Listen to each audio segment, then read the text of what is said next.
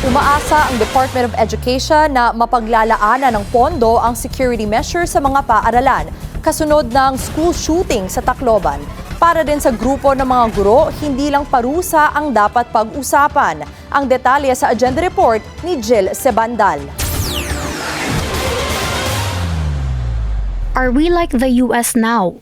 Hindi na baligtas ang mga paaralan para sa mga bata? Yan ang tanong na bumabalot sa publiko matapos ang pamamaril sa San Jose National High School sa Tacloban City. Habang pinag-uusapan ang posibleng pagbaba ng age of criminal liability, nakatuon ang DepEd sa pagpapalakas ng seguridad sa mga paaralan.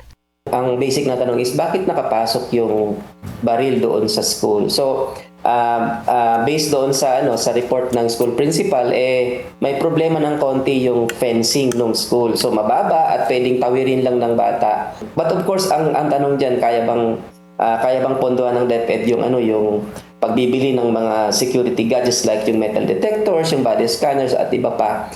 Sa current policy natin, mayroon na po tayong ganung measures po. But of course, alam natin na maliit lamang ang pondo ng mga schools ang mga pondo ng schools natin, pero of course pwede po natin yang dagdagan at lalo na medyo immediate po yung response dito para hindi na maulit yung pangyayari.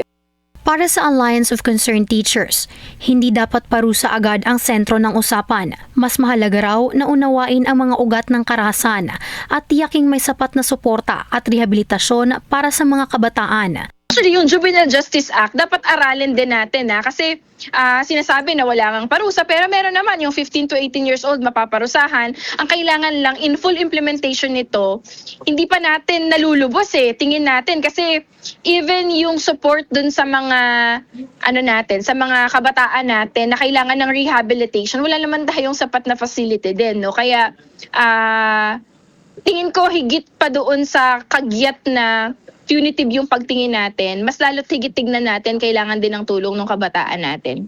Sa paghahanap ng mga sagot sa nangyaring trahedya, nananatiling sentro ng usapan ang kaligtasan ng mga paaralan, ang mental health ng mga kabataan, at ang mga impluwensyang humuhubog sa kanilang pag-uugali.